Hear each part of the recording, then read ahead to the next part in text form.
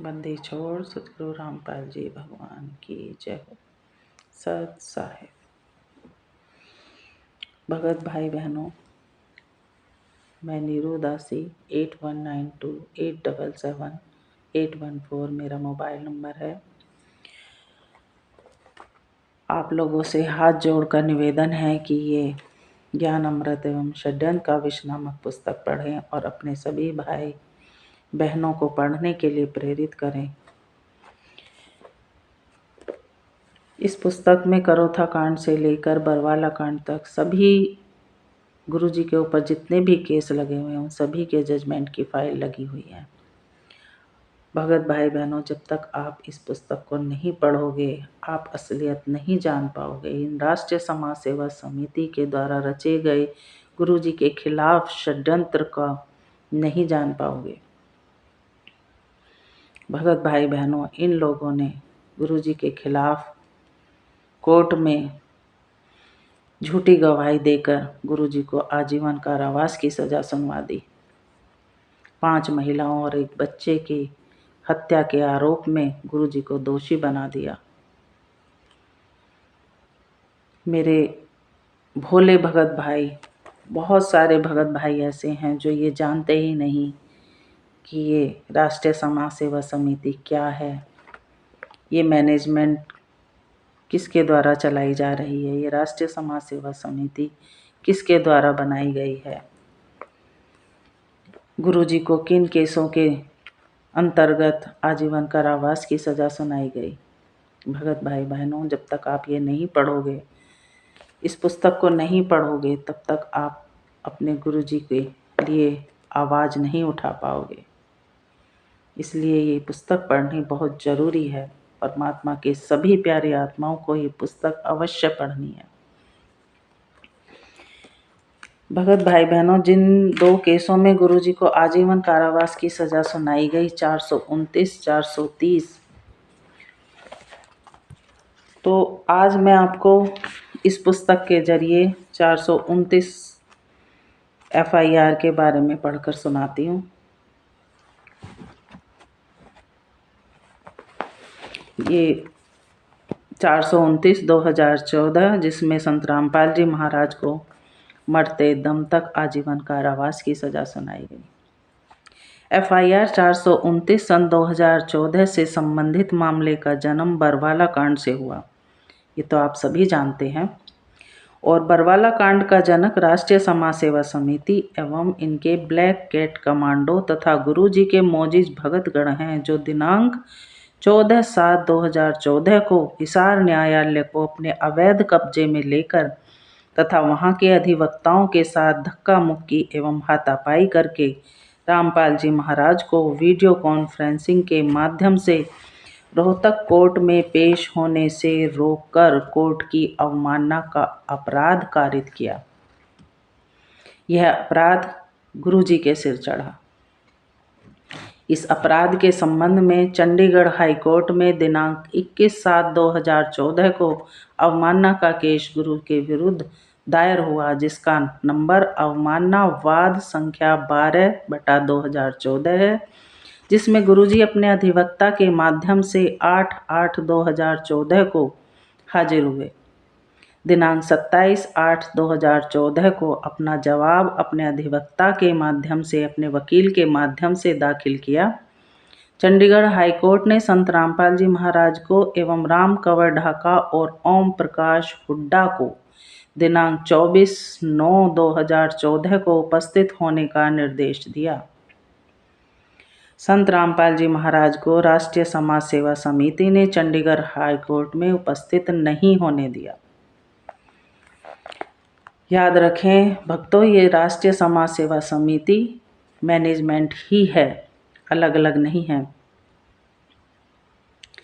न्यायालय ने गुरुजी एवं अन्य को सदेह यानी उपस्थित होने के लिए निर्देश देते हुए आगे की तिथि 5/11/2014 को निर्धारित किया। इस तिथि यानी 5/11/2014 को भी राष्ट्रीय समाज सेवा समिति के लोगों ने गुरुजी को न्यायालय तक जाने से रोका मगर गुरुजी इस रोज राष्ट्रीय समाज सेवा समिति के चंगुल से किसी तरह लुक छुप कर चंडीगढ़ हाईकोर्ट जाने के लिए पंचकुला तक पहुंचे। देखिए, इन लोगों को पता चल गया और इन्होंने आगे जाकर गुरुजी का रास्ता रोक लिया, इन्हें वहां नहीं जाने दिया और आश्रम में लाकर गुरुजी को नज़रबंद कर दिया और भक्तों के बीच झूठी अफवाह उड़ाई कि गुरुजी पंचकुला आकर अपना आदेश देकर वापस चले गए हैं। इधर चंडीगढ़ उच्च न्यायालय ने गुरुजी को अनुपस्थित रहने के कारण 5/11/2014 को उनके खिलाफ नॉन वेलेबल वारंट यानी अजमानतीय गिरफ्तारी वारंट जारी कर दिया और पुलिस पदाधिकारी बरवाला को निर्देश दिया कि 10/11/2014 तक गिरफ्तारी वारंट का निष्पादन कर संत रामपाल जी महाराज को न्यायालय के समक्ष उपस्थित करो। दिनांक 8/11/2014 को वारंट का निष्पादन करने के लिए बरवाला थाना के पुलिस सुमित कुमार वगैरह सतलोक आश्रम बरवाला पहुंचे, मगर राष्ट्रीय समाज सेवा समिति उर्फ मैनेजमेंट के काले कमांडो एवं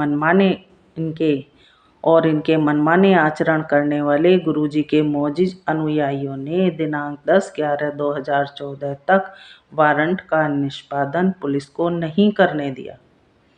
देखिए परिणाम क्या हुआ। चंडीगढ़ हाईकोर्ट का तेवर संत रामपाल जी महाराज के विरुद्ध 7वें आसमान पर चढ़ गया और पुनः दिनांक 10/11/14 को अजमानतीय गिरफ्तारी वारंट डीजीपी हरियाणा एवं सरकार का गृह सचिव हरियाणा के माध्यम से जारी करते हुए डीजीपी एवं गृह सचिव को निर्देशित किया कि चाहे जैसे भी हो 17 तारीख तक यानी 17 नवंबर 2014 तक गिरफ्तारी वारंट का निष्पादन कर संत रामपाल जी महाराज को न्यायालय में प्रस्तुत करें। साथ ही उच्च न्यायालय चंडीगढ़ में एक एमिकस क्यूरी यानी सरकारी वकील दीपक कुमार को नियुक्त किया ताकि इस मैटर पर वह उचित नज़र रख सके। एमिकस क्यूरी ने उच्च न्यायालय को अपना रिपोर्ट दिया। सरकार खुद नहीं चाहती कि वारंट का निष्पादन करना, यानी उसने अपनी रिपोर्ट में कहा कि सरकार खुद ही नहीं चाहती कि वारंट का निष्पादन हो। आप पाठकगण सुने होंगे कि दिनांक 15, 16, 11, 2014 को जब बरवाला कांड हुआ था तो पुलिस पीछे हट गई थी। तो एमिकस क्यूरी ने न्यायालय को रिपोर्ट दिया। इनके रिपोर्ट के बावजूद भी 17/11/14 तक वारंट का निष्पादन नहीं हो सका, तो न्यायालय ने पुलिस पदाधिकारी के साथ साथ हरियाणा सरकार का काफ़ी फजीता किया और न्यायालय ने सख्त आदेश देते हुए 17/11/2014 को पुनः अजमानतीय वारंट जारी करते हुए हिदायत दिया कि दिनांक 21/11/14 तक यदि वारंट का निष्पादन नहीं हुआ तो डीजीपी सरकार का गृह सचिव के विरुद्ध कंटेम्प्ट ऑफ कोर्ट यानी अवमानना का मामला दर्ज हो जाएगा। चंडीगढ़ उच्च न्यायालय का इस सख्त आदेश को ध्यान में रखते हुए हरियाणा सरकार का गृह सचिव एवं डीजीपी हरियाणा ने अपनी सख्ती दिखाई। फिर क्या 18/11/2014 को ये बरवाला कांड का नामकरण हो गया, जिसने संत रामपाल जी महाराज के विरुद्ध कई एफआईआर को जन्म दिया, जिनमें एक एफआईआर नंबर 429/2014 भी है, जिसमें संत रामपाल जी महाराज के मौजूद शिष्यों एवं राष्ट्रीय समाज सेवा समिति के लोगों की मंशा गुरुजी को सदा के लिए जेल में अवरुद्ध करने की थी। देखिए, ये कांड जो कराया गया इसीलिए किया कि गुरुजी जेल में चले जाएं और हम आश्रम में रहते रहते अपनी मनमानी कर सकें, क्योंकि गुरुजी के रहते सहते तो ये लोग बरवाला आश्रम के अलावा कोई दूसरा आश्रम बना सकते नहीं थे, क्योंकि गुरुजी का आदेश ही नहीं था। गुरुजी चाहते ही नहीं थे कि बरवाला आश्रम के अलावा और कोई दूसरा आश्रम बने। इसलिए इन्होंने चाहा कि गुरुजी के रहते सहते हम अपने मनमानी नहीं कर पाएंगे, इसलिए उन्होंने ये षड्यंत्र रचा, गुरुजी के खिलाफ कोर्ट की अवमानना कराई ताकि गुरुजी आजीवन जेल में बंद रहें और हम अपनी मनमानी कर पाएं। देखिए, समाज सेवा समिति के लोगों की मंशा गुरुजी को सदा के लिए जेल में अवरुद्ध करने की थी। वे अंतिम सांस तक का आजीवन कारावास की सजा दिलवाकर पूरी कर ली और गुरुजी के सारे सिस्टम को हाईजैक कर भक्तों को काल भ्रम के खेले में डाल दी। देखो भगत भाइयों, ये विचार करने योग्य बात है कि पाठक गण को इस बिंदु पर विचार करना चाहिए कि क्या संत रामपाल जी महाराज खुद न्यायालय के समक्ष नहीं जाना चाहते थे? क्या वे कानून को अपने हाथ में लेने के समर्थक थे? क्या उनकी कथनी करनी में अंतर होता था? नहीं, बिल्कुल नहीं। वे न्यायालय में स्वयं जाना चाहते थे। उन्हें राष्ट्रीय समाज सेवा समिति उर्फ मैनेजमेंट ने न्यायालय में नहीं जाने दिया, उन्हें रोके रखा। हरगिज संत रामपाल जी महाराज कानून को अपने हाथ में नहीं लिए और न ही इसके लिए कभी सोचा उन्होंने। हरगिज उनकी कथनी करने में कोई अंतर नहीं था। वे सदा सत्संगों के माध्यम से ज्ञान दिया करते थे कि उनके हर एक आदेश को मानना उचित नहीं है। वे अपने उसी आदेश को मानने के लिए ज्ञान देते थे जो उनके वचनों से मेल खाते हों। गुरुजी ने कहा कि मेरे आदेशों पर नहीं चलना, मेरे वचनों पर चलना, जो वचन मेरे सत्संगों से मेल खाते हों। सब भगत जानते हैं, फिर भी भटक रहे हैं। इस तरह उनकी कथनी व करनी दोनों एक समान थे। वे न्यायालय में उपस्थित होने के लिए राष्ट्रीय समाज सेवा समिति की नज़रों से बचकर चोरी छिपे 5/11/14 को पंचकुला पहुँचे थे और राष्ट्रीय समाज सेवा समिति उर्फ मैनेजमेंट के द्वारा रास्ते से जबरदस्ती पकड़कर आश्रम में वापस लाए गए और नज़रबंद कर दिए गए। जब गुरुजी गिरफ्तार हुए, पुलिस कस्टडी में आए तो प्रिंट मीडिया के समक्ष उनके पूछने पर सारी बातें बताई कि वे पंचकुला से वापस पकड़कर मुझे लाए। मैं तो न्यायालय जाना चाहता था, लेकिन राष्ट्रीय समाज सेवा समिति के लोग इसके विपरीत थे। गुरुजी के बयान को पुलिस ने उनके मौजिद शिष्य राम कंवर ढाका, पुरुषोत्तम आदि के समक्ष रखा तो वे लोग अपना बयान दिए कि रामपाल यानी गुरुजी झूठ बोल रहे हैं। वे खुद न्यायालय के समक्ष नहीं जाना चाहते थे। हरगिज वे दिनांक 5/11/14 को पंचकुला नहीं गए और न ही मैनेजमेंट राष्ट्रीय समाज सेवा समिति उन्हें पंचकुला से पकड़कर लाए, बल्कि रामपाल झूठ बोल रहा है। आपने न्यूज़पेपर में भी इसकी न्यूज़ सुनी हो, देखी होगी, कटिंग देखी होगी। वह अपने बचने के लिए ऐसा झूठ बोल रहा है।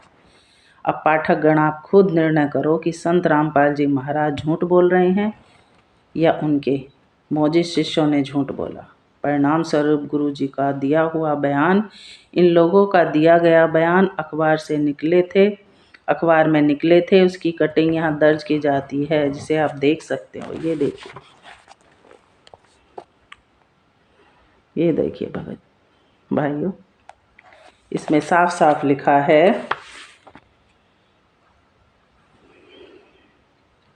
कि 4 दिन से तोते की तरह एक ही बयान बोल रहे रामपाल जी के दाहिने हाथ बागी हो गए। सिविल लाइंस थाना की हवालात में रामपाल जी के करीबी कमांडो को कमान देने वाले राम कुमार व पुरुषोत्तम दास ने पुलिस के समक्ष नया खुलासा किया। दोनों ने बताया कि रामपाल झूठ बोल रहा है। उसी ने बच्चों व महिलाओं को ढाल बनाने के आदेश दिए थे।